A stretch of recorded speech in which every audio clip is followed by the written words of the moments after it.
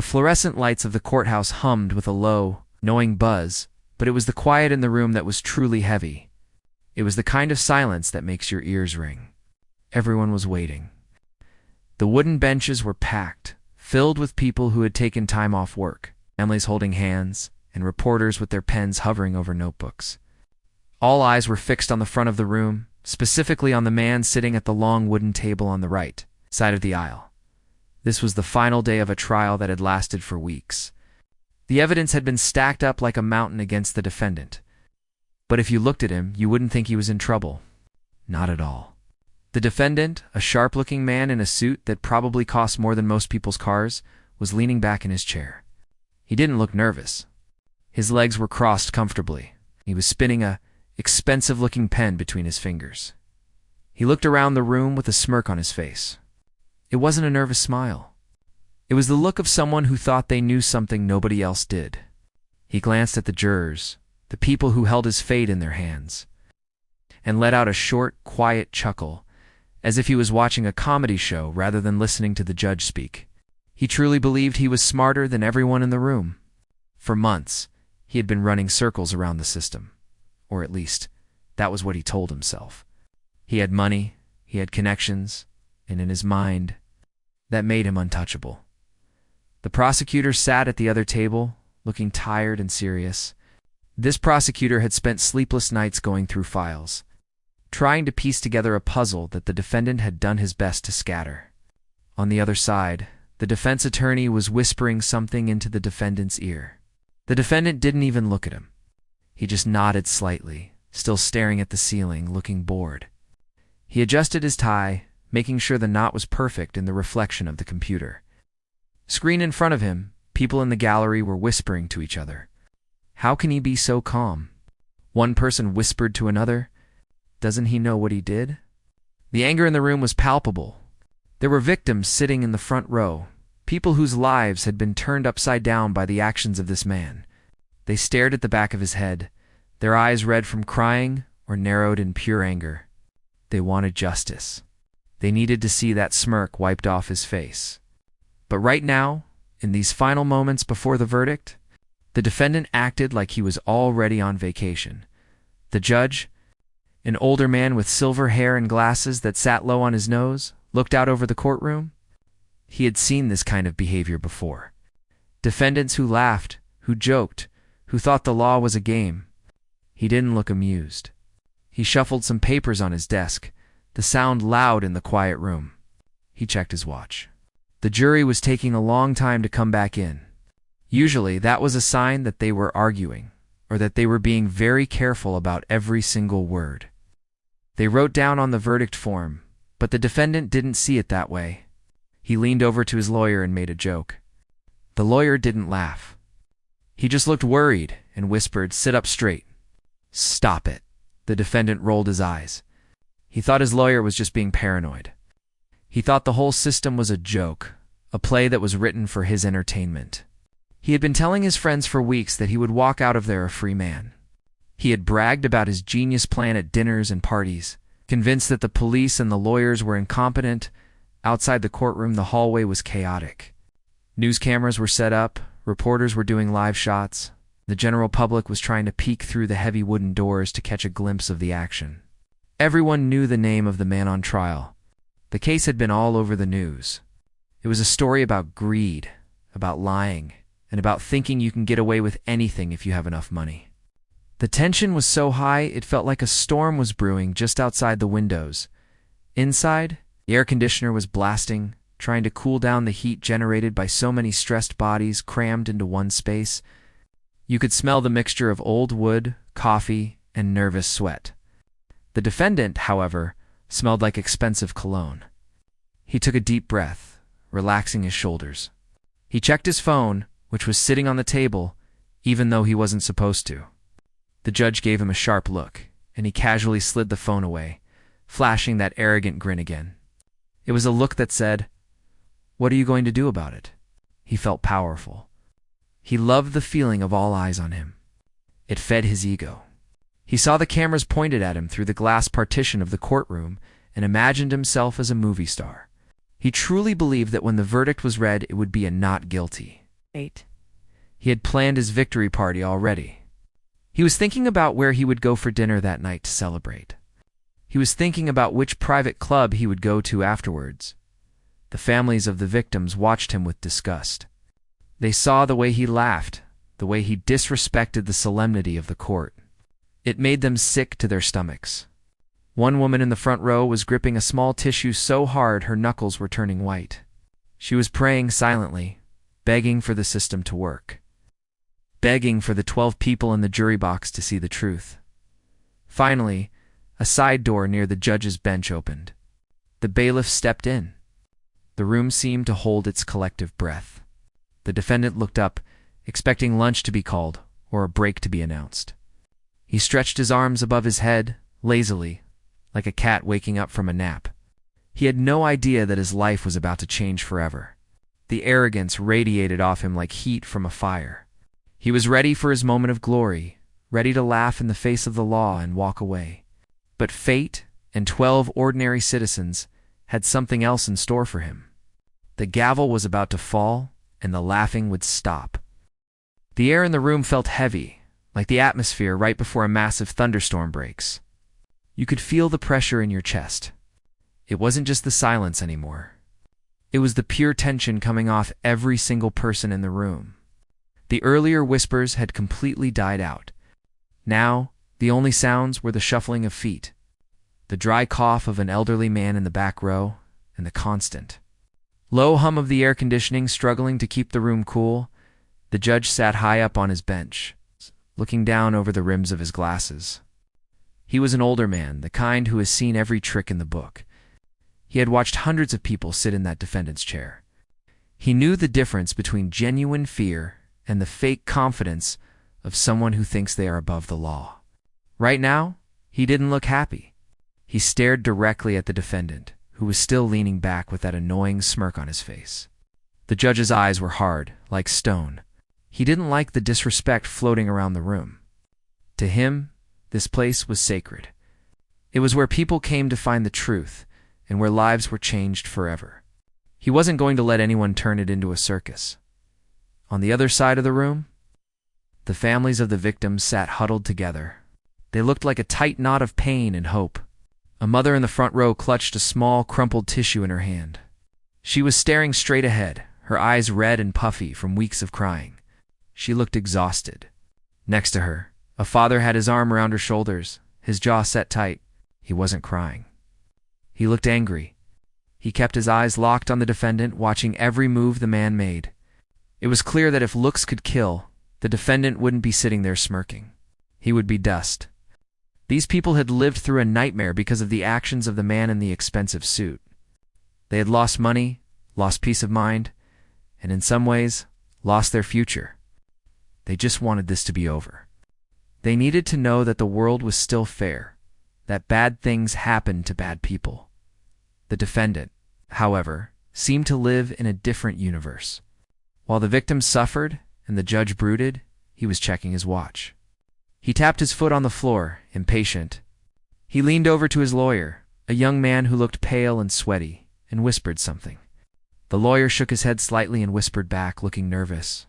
The defendant let out a loud scoff, rolling his eyes so hard it looked like they might get stuck.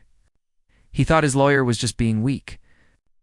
He thought everyone was being too serious.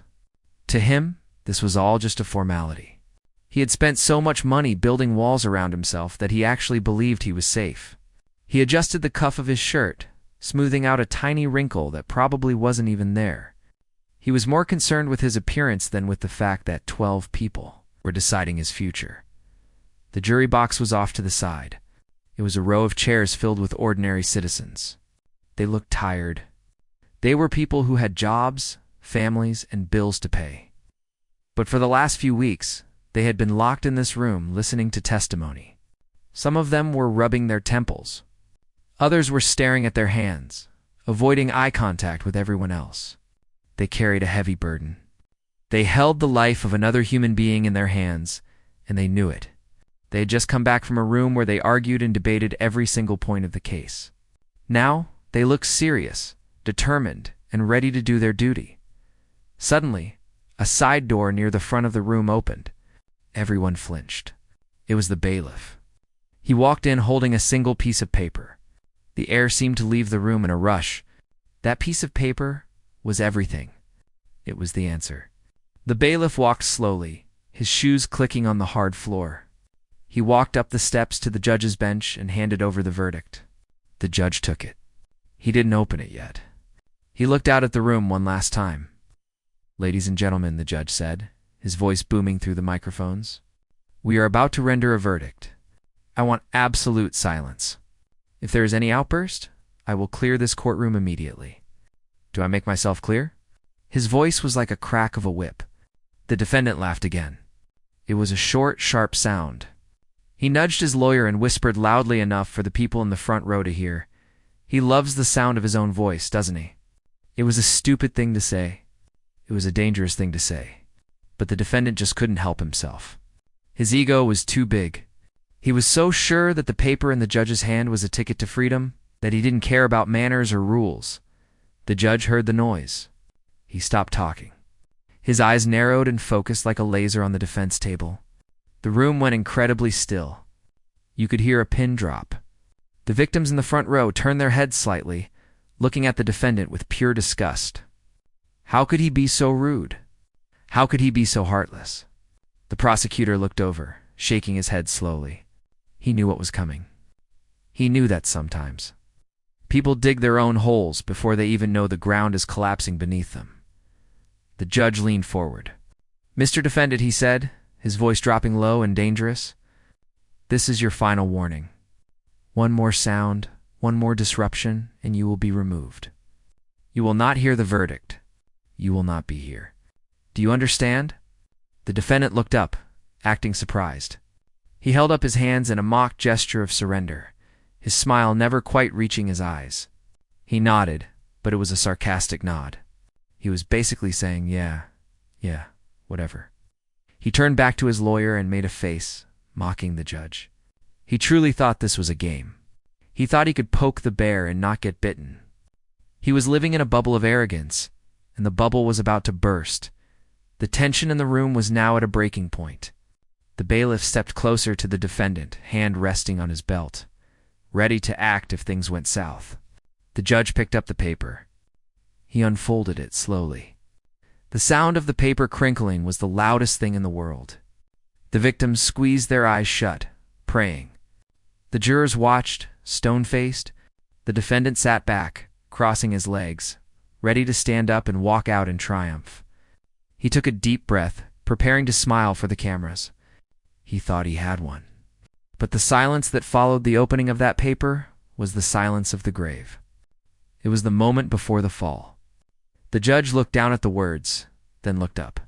The defendant stopped smiling for just a second, sensing something was wrong. The atmosphere had shifted from bored waiting to terrifying reality in the blink of an eye. The judge held the paper in his hands, but he didn't read it immediately. Instead, he looked over his glasses again, his eyes scanning the room like a hawk watching a field mouse. He was making sure everyone was ready. He was making sure the silence was absolute. The courtroom was so still now that you could hear the heavy breathing of the people in the front row. The air felt thick, almost like you had to push through it to take a breath. At the defense table, the defendant was getting restless. He couldn't stand the waiting anymore. It wasn't that he was nervous about the outcome. He was just impatient to get on with his victory lap. He leaned over to his lawyer, a man who looked like he hadn't slept in a week. The defendant whispered something in the lawyer's ear, pointing a finger toward the judge's bench. It was a nasty comment, something rude about the judge's age, or the way he was stalling for dramatic effect. The lawyer pulled his head away, shaking it sharply. He whispered back through clenched teeth, "Stop it. Not now. Please, just stop." The lawyer was terrified. He could feel the mood in the room shifting. He knew that the jury had been out for a long time, and that usually wasn't a good sign for the defense. But the defendant didn't care. He thought his lawyer was just being spineless. The defendant let out a loud huff of air and sat back. He looked at the prosecutor, rolled his eyes, and then decided to put on a show. He wanted everyone to know that he wasn't afraid. He wanted the people watching at home on the news and the people sitting in the gallery to see that he was the one in control. He turned his head and looked directly at a group of reporters in the press box. He gave them a wink and a quick thumbs up. It was arrogant. It was rude. It was the ultimate sign of disrespect. Just then, the judge cleared his throat. The sound echoed through the room. Everyone sat up straighter. The judge adjusted his microphone, making a squealing noise that made everyone wince. "Ladies and gentlemen of the jury," the judge began, his voice deep and serious. "Have you reached a verdict?" "We have, Your Honor," the foreperson of the jury replied. She stood up. She was a middle-aged woman with reading glasses hanging around her neck. She held a paper in her hands, and her hands were shaking just a little bit. She looked tired. She looked like she wanted to go home and forget everything she had heard in the past month.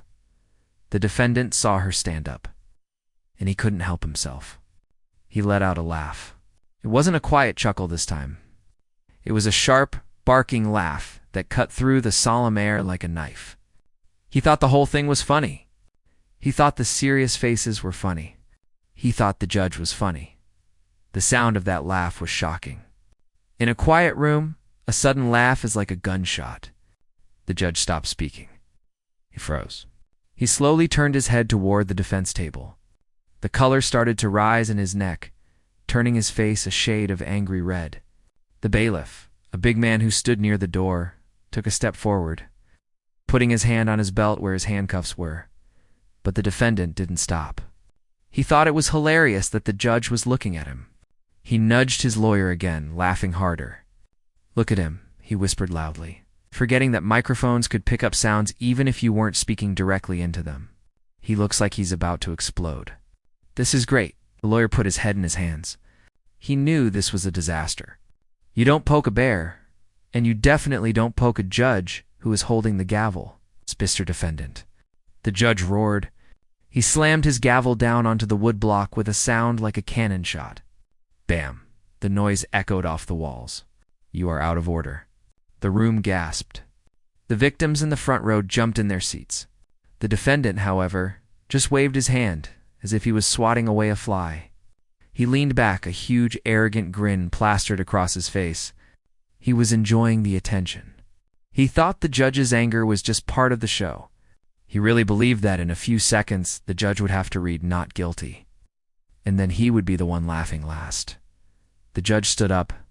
He pointed a finger directly at the defendant. "This is a court of law, not a comedy club." The judge yelled, his voice shaking with rage. "You are standing trial for very serious crimes. People have suffered because of your actions. And you sit there and laugh? You think this is a joke?" The defendant shrugged. He actually shrugged. He looked at his lawyer and made another joke, chuckling under his breath. He was so full of himself that he couldn't see the reality in front of him. He couldn't see the pain on the victims' faces. He couldn't see the fury in the jury's eyes. All he could see was his own reflection in the mirror of his own ego. "I will not tolerate this disrespect for one more second," the judge continued, his voice dropping to a low, dangerous growl. "If you make one more sound, if you utter one more word, I will hold you in contempt of court immediately. I will have you removed from this room, and you will hear your verdict from a holding cell in the basement. Do you understand me?" The room was deadly silent. Nobody moved. The defendant looked at the judge, and for a split second, a tiny flash of doubt crossed his mind. He saw how angry the judge was. He saw the veins bulging in the judge's neck, but his arrogance was like a thick wall. The doubt bounced right off. He nodded his head, but it was a sarcastic nod. He mouthed the words, "Yes, sir," but he made a funny face while doing it. Like a child mocking a teacher, the people in the gallery were shaking their heads in disbelief. How could someone be so stupid? How could someone be so blind? The reporter in the front row stopped writing and just stared, his mouth open. He had never seen a defendant disrespect the court so openly. The judge took a deep breath, trying to calm himself down. He sat back down in his big leather chair. He adjusted his robes. He looked down at the paper the bailiff had given him earlier. He looked at the verdict form from the jury. He knew what was coming. He knew that the laughter was about to stop forever. He looked at the defendant one last time with a look of pure pity. The defendant saw the look and misinterpreted it. He thought the judge was feeling sorry for him because he was about to be acquitted. He thought the judge was thinking, this poor guy had to go through a trial for nothing. The defendant leaned back, crossing his arms, a smug look of victory on his face. He was ready. He was ready to stand up, thank the jury, and walk out the door with his head held high. He had no idea that the floor was about to drop out from under him. He had no idea that the laughter he just let out would be the last happy sound he would make for a very long time. "Very well," the judge said, his voice cold and hard. "Let the record show that the defendant has been warned." Clerk read the verdict. The room held its breath. The defendant closed his eyes for a second, smiling, preparing for his moment of glory. The courtroom was so quiet, you could hear a pin drop. The tension in the air was thick, making it hard to breathe. The judge signaled to the court clerk, a serious-looking woman standing at a small wooden desk to the side. She picked up a piece of paper that had been sitting there waiting for this exact moment. This was the moment everyone had been waiting for. The defendant leaned back in his chair, stretching his arms out along the backrest, looking completely relaxed. He had a confident smirk on his face, the kind of smile you see on someone who thinks they have already won. He glanced at his lawyer, who looked pale and was staring down at the table, unable to look at the jury or the judge. The defendant thought his lawyer was just being dramatic. "Clerk, proceed with the reading of the verdict," the judge commanded. His voice was deep and echoed through the high ceilings. The clerk cleared her throat. She looked down at the paper, adjusted her glasses, and then looked out toward the jury box.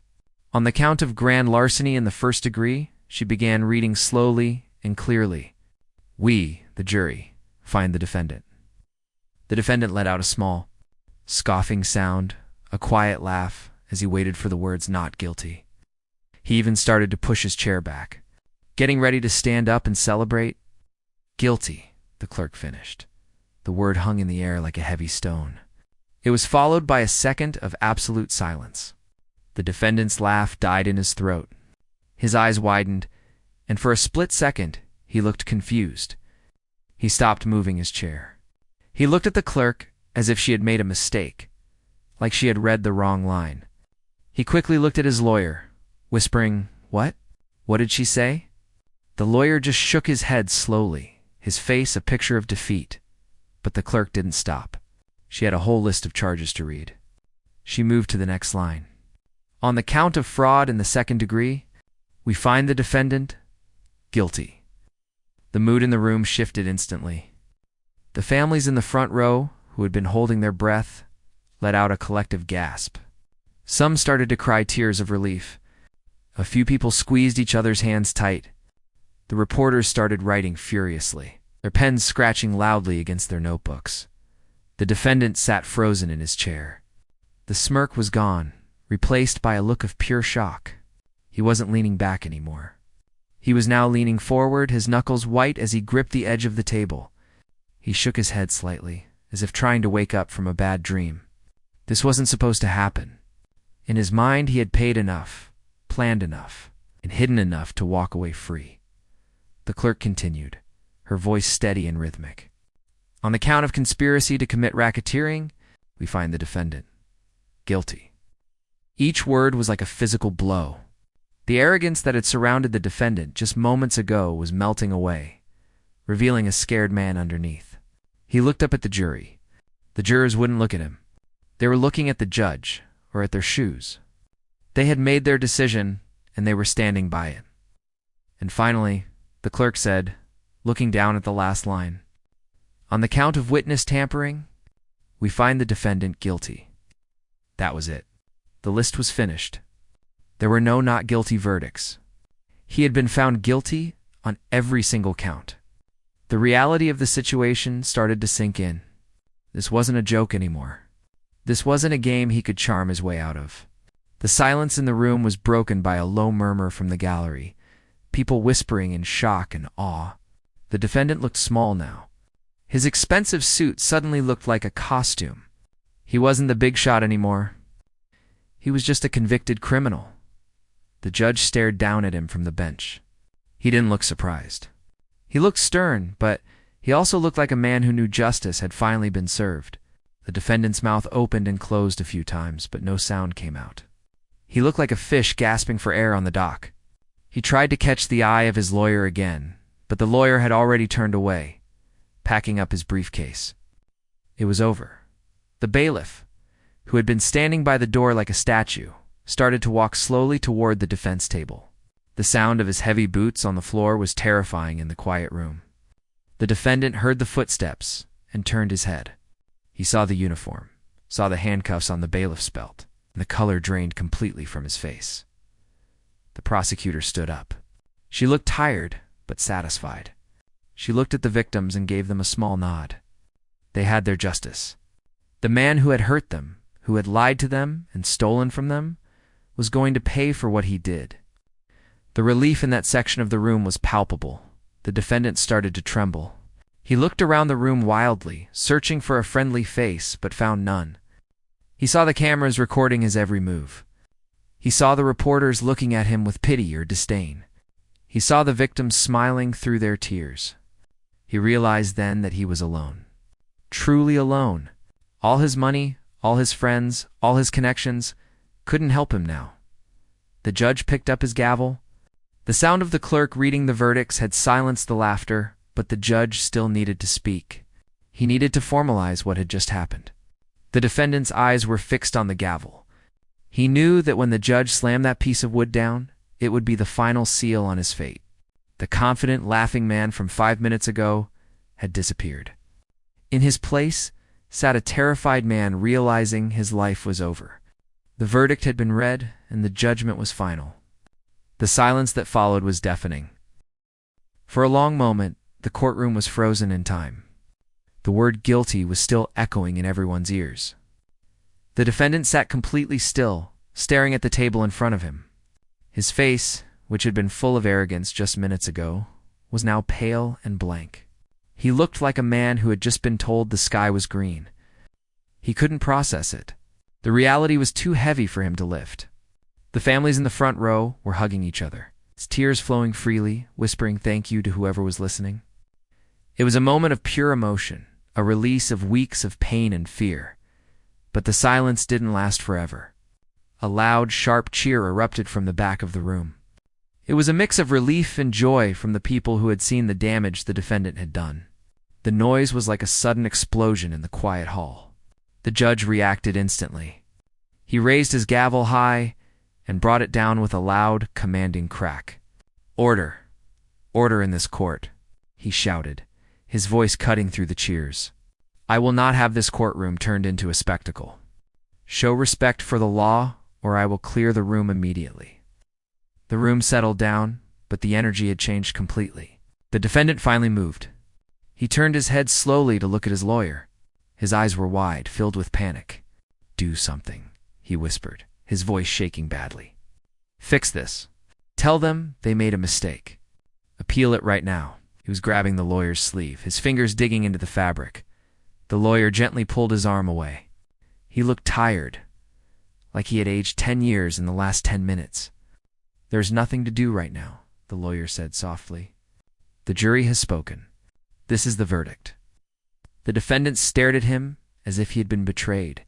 He couldn't understand why his lawyer wasn't waving a magic wand to make it all go away. He was so used to buying his way out of trouble that he couldn't believe there was a problem money couldn't fix. The judge looked down at the defendant. The judge's face was stern, but there was no anger in it anymore. Just a cold, hard authority.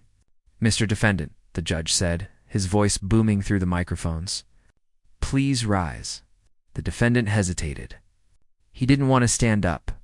He wanted to sink through the floor and disappear.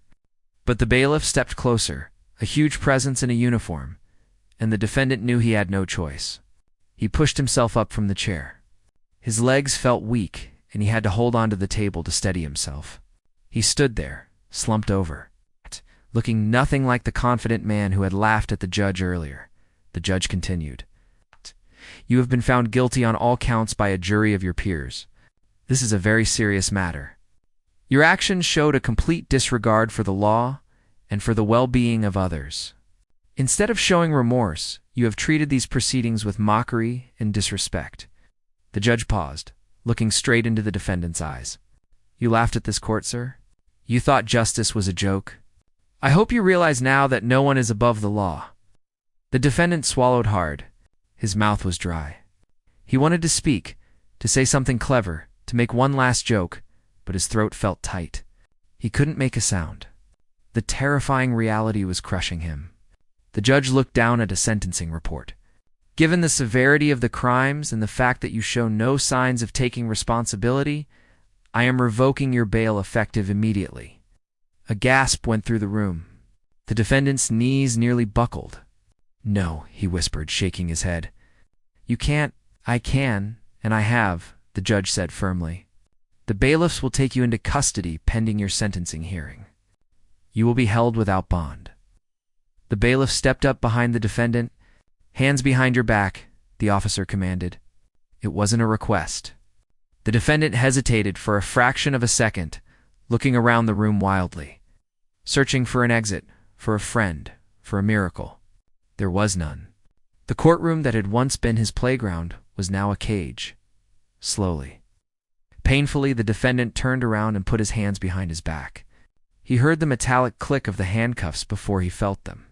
The cold steel bit into his wrists.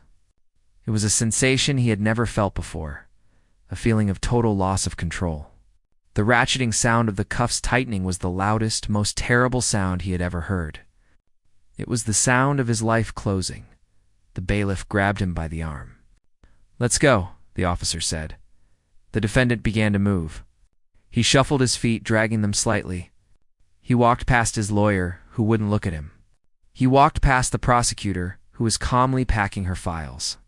Then he had to walk past the victims' families. As he moved, the arrogance was completely gone. He didn't smirk. He didn't wink. He kept his head down, staring at the floor, terrified to make eye contact with anyone. One of the women in the front row, the one who had been clutching the tissue, looked up at him.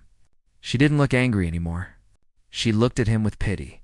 She saw a broken man, a man who had destroyed his own life with his own ego. The defendant sensed her gaze and flinched, turning his head away in shame. He was no longer the big shot. He was a prisoner. They reached the side door. The heavy wood swung open, revealing a stark, gray hallway that led to the holding cells. It looked cold and unwelcoming. As the bailiff guided him through the door, the defendant stopped for just a second. He looked back into the courtroom one last time. He saw the judge sitting high above him. He saw the empty chair where he used to sit. He saw the people watching him just minutes ago. This room had been filled with the sound of his own laughter. He had mocked the judge, mocked the law, and mocked the victims. Now, the only sound was the shuffling of his feet and the clinking of the chains. He opened his mouth to say something, maybe to apologize, or maybe to complain, but nothing came out. He was silenced. The laugh that had defined him was dead. The bailiff pulled him firmly, and the defendant stepped through the door. The heavy wood swung shut with a loud final thud. The latch clicked, sealing him off from the world. Inside the courtroom, the judge banged the gavel one last time. "Court is adjourned," he announced. The people in the gallery began to stand up and talk, the tension finally draining away. There was a feeling of closure in the air. The defendant was gone, heading to a cold cell to think about his choices. The arrogant man who had treated the law like a joke was finally facing the punchline. It was a hard lesson learned in the worst way possible. Justice had been served, and the silence that followed was the most powerful sound of all.